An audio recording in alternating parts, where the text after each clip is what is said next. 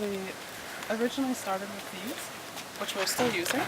So it's just an old paint drum, and we've just cut open the paint drum and then put in a little grid and a rack.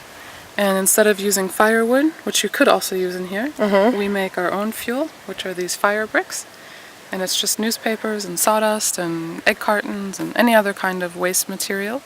And we mash them in water, and then we use the water on our compost. And then we compress it using a brick maker. But you can use anything to compress it. You can make your own compressor. And then these ones you just put in the bottom here.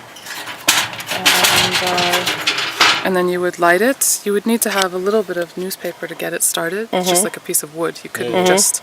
And then you have your kettle. And what's great about these is that basically the flame goes around your kettle. So you don't have an open fire with your flame going out. You have your fire going Focuses around. it.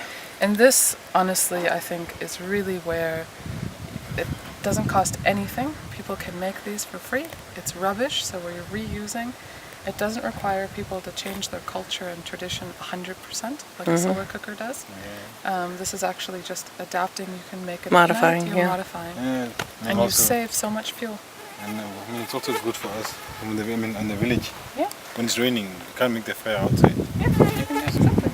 Yeah. And you know how much you'd use so much less wood. And you don't really need wood. You make your own.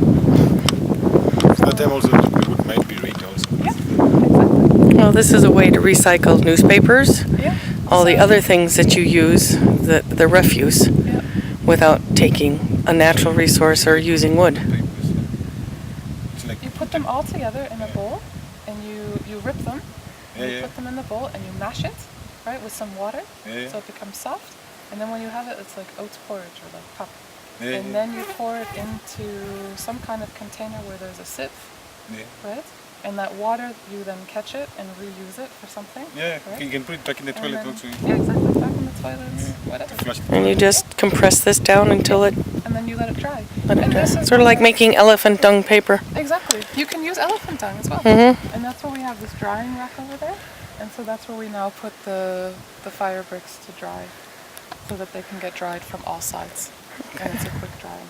We also recently now built these fuel efficient stoves using bricks, just to also test the differences. And now when we have 40 children and we want to make, for example, mealie pup for breakfast, then it's a little bit, then we have to have so many small pots for these. So instead we have a large pot, and then we can easily make it.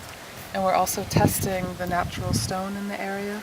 So this one is just a test to see how And what's it put together with, concrete? Or? It's concrete, but it's very little. I mean, it's actually mostly the natural stone.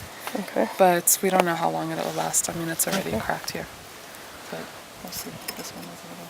So we'll see how long that lasts, because this obviously would also not cost people a lot of money. It's very little cement, and it's just a collection of the natural stone in the area.